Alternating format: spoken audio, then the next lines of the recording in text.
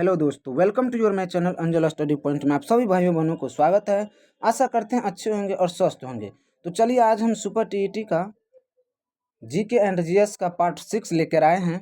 तो चलिए video start करते हैं। वीडियो स्टार्ट करने से पहले आप लोग सभी भाइयों बहनों चैनल को सब्सक्राइब करें और बेल आइकन को दबाना ना भूलें ताकि सभी वीडियो का नोटिफिकेशन आप लोग के पास जाते रहे। तो चलिए आज का पहला क्वेश्चन है करा है भारत की संप्रभुता किसमें निहित है। ये जो भारत की संप्रभुता किसमें निहित है? भारतीय संसद में, राष्ट्रपति में, प्रधानमंत्री में या भारत की जनता में? तो किसमें है? भारत की जनता में। विकल्प पहला सही है। चलिए दूसरा क्वेश्चन है भारतीय संविधान कब लागू हुआ? भारतीय संविधान कब लागू हुआ? 26 जनवरी 1950 को, 26 जनवरी 1952 को, 26 जनवरी 1948 को या 26 नवंबर 1949 को? तो कब लागू होने का बात कर रहा है। बनने का अगर बात होता तो 26 नवंबर 1949, लेकिन लागू कब हुआ? 26 जनवरी 1950 को, 26 जनवरी 1950 को। चलिए अगले क्वेश्चन है, अगला क्वेश्चन ये रहा, अब तक भारत के संविधान की उद्देशिका में कितने बार संशोधन हो चुका है? कितना बार संविधान का संशोधन हो चुका है? 1 बार, 2 बार, 3 बार या कभी नहीं? तो कितना बार हो चुका है? 1 बार संशोधन हो चुका है। कितना बार? 1 बार संशोधन हो चुका है। कितने ईस्वी में? 1976 ईस्वी में, याद रखिएगा। चलिए अगले क्वेश्चन है, गणतंत्र क्या होता है? गणतंत्र क्या होता है? जो गणतंत्र है ये क्या होता है? फटाफट जवाब दीजिए। केवल एक लोकतांत्रिक राज होता है, अध्यक्षीय पद्धति शासन वाला राज होता है, संसदीय पद्धति शासन वाला राज होता है, राज्य जहां पर अध्यक्ष वंशानुगत रूप से ना हो वही होता है गणतंत्र होता है। चलिए विकल्प चौथा सही है। कौन सा सही है? चौथा का चौथा विकल्प सही है। चौथा का चौथा विकल्प सही है। अगला क्वेश्चन, भारत का संविधान पूर्ण रूप से तैयार कब हुआ? देखिए आ गया ना। तो अब ये बताएं पीछे भारत का संविधान जो है पूर्ण रूप से कब तैयार हुआ है? तो 26 नवंबर 1950 को। विकल्प दूसरा सही है। अगला क्वेश्चन, सामाजिक समता का अर्थ है? सामाजिक समता का अर्थ है, क्या अर्थ होता है? दमन का अभाव, अवसर का अभाव, भेदभाव का अभाव या विषमता का अभाव? तो ये सामाजिक समता का अर्थ होता है भेदभाव का अभाव। क्या होता है? भेदभाव का अभाव। अगला क्वेश्चन है, निम्नलिखित में से कौन सा शब्द भारत के संविधान का उद्देश्य में नहीं है? ये जो है इसमें भारत के संविधान में उद्देश्य में नहीं है। कौन सा है? फटाफट जवाब दीजिएगा। तो लोक कल्याण नहीं है। कौन नहीं है? लोक कल्याण। समाजवादी है, पंथ निरपेक्ष भी है, ठीक है, प्रभुत्व संपन्न भी है, लेकिन ये लोक कल्याण भारत के संविधान उद्देशिका में नहीं है। अगला क्वेश्चन है, संविधान यानी भारतीय संविधान के किस भाग में स्पष्ट रूप से घोषणा की गई है कि भारत धर्म निरपेक्ष राज है? धर्म निरपेक्ष राज है। किसमें कहा गया है? मौलिक अधिकार में, संविधान प्रस्तावना में, या राजनीति निर्देशक सिद्धांत में, या संविधान की 9वीं सूची में? तो किसमें कहा गया है? तो संविधान की प्रस्तावना में। अगला क्वेश्चन है, भारतीय संविधान की प्रस्तावना में जिन आदर्शों एवं उद्देश्यों की रूपरेखा दी गई है उनकी आयोग की व्याख्या की गई है। किसमें की गई है? फटाफट बोलिएगा। पहला में या दूसरा में या तीसरा में या चौथा में? तो विकल्प सी सही होगा। 9 का सी सही होगा। कौन सा सही होगा? सी सही होगा। विकल्प तीसरा सही है। अगला क्वेश्चन है, भारतीय संविधान के किस संशोधन द्वारा प्रस्तावना में 2 शब्द समाजवादी और धर्मनिरपेक्ष जोड़े गए हैं? किस संविधान में? 28वें में, 40वें में, 42वें में या 52वां में? तो किसमें? 42वें संशोधन में समाजवादी और धर्मनिरपेक्ष जोड़े गए हैं। अगला क्वेश्चन है, लीजिए इसमें बताइएगा कौन सा शब्द जोड़ा गया है। ये जो है 42वां संविधान, अब ये बताएं 42वां संविधान संशोधन में प्रस्तावना में निम्नलिखित में कौन सा शब्द जोड़ा गया? अब ये बताएं पीछे। तो कौन सा शब्द जोड़ा गया है? लोकतांत्रिक नहीं, न्याय नहीं, तो कौन सा जोड़ा गया है? समाजवाद। कौन जोड़ा गया है? समाजवाद जोड़ा गया है। विकल्प तीसरा सही है। अगला क्वेश्चन भारतीय संविधान की प्रस्तावना के अनुसार भारत के शासन की सर्वोच्च सत्ता किसमें निहित है? किसमें निहित है? जनता में, मतदाता में, राष्ट्रपति में या संसद में? तो किसमें निहित है? जनता में। किसमें? जनता में। विकल्प पहला सही है। क्वेश्चन है धर्मनिरपेक्ष। क्या कर है? धर्मनिरपेक्ष शब्द भारत के संविधान की उद्देशिका या प्रस्ताव का एक भाग है। कौन सा एक भाग है? अभी बताए हैं पीछे। कौन सा भाग है? 42वां संशोधन के बाद। ठीक है। अगला क्वेश्चन है भारतीय संविधान किसके द्वारा स्वीकृत है? ये जो भारतीय संविधान है किसके द्वारा स्वीकृत है? संविधान सभा के द्वारा, भारत के संसद के द्वारा, प्रथम निर्वाचित सरकार के द्वारा या भारत के जनता द्वारा? तो संविधान सभा के द्वारा। अगला क्वेश्चन है भारत एक क्या है? धर्मनिरपेक्ष राष्ट्र है, हिंदू राष्ट्र है या हिंदू मुस्लिम राष्ट्र है या इनमें से कोई नहीं? तो भारत एक धर्मनिरपेक्ष राष्ट्र है। अगला क्वेश्चन है निम्नलिखित में से क्या करा है? निम्नलिखित में से दो शब्द कौन से हैं जिनका संशोधन कौन सा? 42वें संशोधन द्वारा संविधान के उद्देश्य का हमें किया गया है। कौन सा है? धर्मनिरपेक्ष लोकतंत्र। पीछे बताए हैं, फटाफट बोलिएगा। तो विकल्प सी सही है। कौन सा सही है? सी, धर्मनिरपेक्ष और समाजवादी। अगला क्वेश्चन है प्रस्तावना का वह प्रावधान क्या करा है? प्रस्तावना का वह प्रावधान जो सभी वयस्कों नागरिकों की मतदान अधिकार प्रदान किया वो क्या कहलाते हैं? वे क्या कहलाते हैं? पंथ निरपेक्षता, प्रजातंत्र, समाजवाद या गणतंत्र? क्या कहलाते हैं? तो ये प्रजातंत्र कहलाते हैं। क्या कहलाते हैं? प्रजातंत्र कहलाते हैं। अगला है कर संविधान 42वां संविधान संशोधन अधिनियम कितना?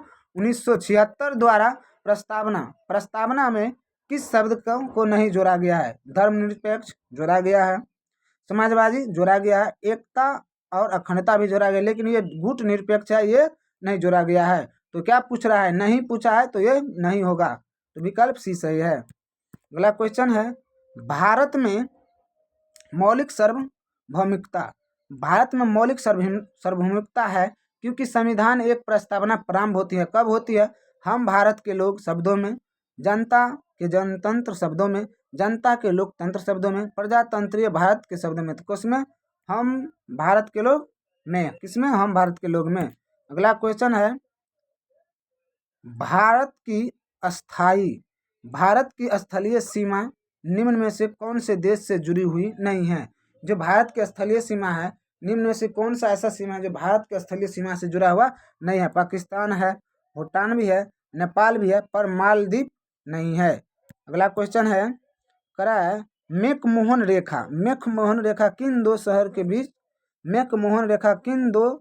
के बीच है? फटाफट बोलिएगा। भारत चीन, भारत नेपाल, भारत बांग्लादेश या चीन पाकिस्तान? तो कौन है? भारत और चीन। ईस्वी 1914 याद रखिएगा, ईस्वी 1914। भारत में इंदिरा पॉइंट कहाँ स्थित है? ये जो भारत में इंदिरा पॉइंट कहाँ स्थित है बताइए? कश्मीर में है, कन्याकुमारी में है, लक्षद्वीप में है या निकोबार द्वीप समूह में है? तो किस में है इंदिरा पॉइंट? निकोबार द्वीप समूह में है। अगला क्वेश्चन करा है Indian standard time Greenwich mean time कितना का अंतर है? कितना का अंतर है? फटाफट बोलिए, कितना का अंतर है? तो 5 घंटा 30 मिनट का। कितना का? 5 घंटा 30 मिनट का। अगला क्वेश्चन है 24 नंबर है जम्मू कश्मीर राज्य क्या कर रहा है? जम्मू कश्मीर राज्य का वह हिस्सा जिस पर चीन का अधिकार है वो क्या कहलाते हैं? चीन का अधिकार है वो क्या कहलाते हैं? फटाफट बोलिए। तो विकल्प डी सही है। कौन सा सही है? डी, आईसी चीन कहा जाता है, अक्साई चीन कहा जाता है। अगला क्वेश्चन है भारत एवं चीन के बीच क्या कर रहा है? भारत एवं चीन के बीच सीमा निर्धारित करने वाली मैकमोहन रेखा निम्नलिखित में से किस प्रदेश उत्तर सीमा पर खींची गई है? किस प्रदेश के उत्तर सीमा पर खींची गई है? जम्मू कश्मीर, उत्तर प्रदेश, हिमाचल प्रदेश तो अरुणाचल प्रदेश। किस पे? अरुणाचल प्रदेश। विकल्प डी सही है। अगला क्वेश्चन कह रहा है निम्नलिखित में से कौन सा नगर कर्क रेखा के निकटतम दूरी पर अवस्थित है? निकटतम, कर्क रेखा के निकटतम दूरी। कर्क रेखा कितने राज्य से गुजरते हैं? तो 8 राज्यों से। तो कौन सा है? अगरतला। कौन सा है? अगरतला। अगला क्वेश्चन है भारत में प्रादेशिक जल सीमा समुद्र तट से कितने समुद्री मील की दूरी तक है? तो कितने तक है? 12 मील, 24 मील, 111 मील या 200 मील। तो कितने? 12 मील। विकल्प पहला सही है। अगला क्वेश्चन है डुरंड लाइन निम्नलिखित दो शहरों के बीच की सीमा को जोड़ते हैं। तो कौन सा? बोले फटाफट। पाकिस्तान और अफगानिस्तान। विकल्प दूसरा सही है। अगला क्वेश्चन कह रहा है श्रीलंका को भारत से पृथक करता है। श्रीलंका को भारत से पृथक कौन करता है? बंगाल की खाड़ी करता है? फटाफट बताइए। विंध्य पर्वत श्रेणी करता है, पामीर ग्रंथि करता है या मन्नार की खाड़ी करते हैं? तो कौन करता है? मन्नार की खाड़ी करता है श्रीलंका और भारत को पृथक। अगला क्वेश्चन है खेबर गोलम और बोलन चोटी कुर्म क्या है? ये क्या है? दर्रे हैं। क्या है? दर्रे हैं। ये सब क्या है? दर्रे हैं। याद रखिएगा। अगला क्वेश्चन है ध्रुवों की क्या करा है? ध्रुवों की ओर जाते समय दो देशांतर रेखाएं क्या करे? दो देशांतर रेखाएं के बीच की दूरी घट जाती है। कथन सत्य है, कथन असत्य है, कथन अपूर्ण है या कथन अपर्याप्त है? तो कथन सत्य है। जब ध्रुवों की देशांतर के बीच की दूरी, जब हम दो देशांतर के बीच की दूरी क्या होती है? घटते हैं। अगला क्वेश्चन है कर्क रेखा इनमें से कौन सी राशि से नहीं गुजरती? फटाफट बोलिए। नहीं गुजरती है। चलिए इसका आंसर आप लोग कमेंट बॉक्स में कमेंट कीजिएगा जो कौन नहीं गुजरती है। चलिए अगला क्वेश्चन संयुक्त राष्ट्र अमेरिका में मानक समय कितने भागों में बटा है? कितने भागों में बटा है? 6, 7, 8, 9। तो 7 भागों में। कितने भागों में? 7 भागों में बटा है। अगला क्वेश्चन है गुजरात की अपेक्षा क्या करा है? गुजरात की अपेक्षा अरुणाचल प्रदेश में सूर्य उदय लगभग कितने घंटे में होता है? तो अरुणाचल प्रदेश किधर है? पूरब में। किधर है? पूरब में। और गुजरात किधर है? पश्चिम में। किधर है? पश्चिम में। तो कितना घंटा का अंतर है? तो 2 घंटे का अंतर है। कितना घंटा का अंतर है? 2 घंटे का अंतर है। चलिए अगला क्वेश्चन है भारत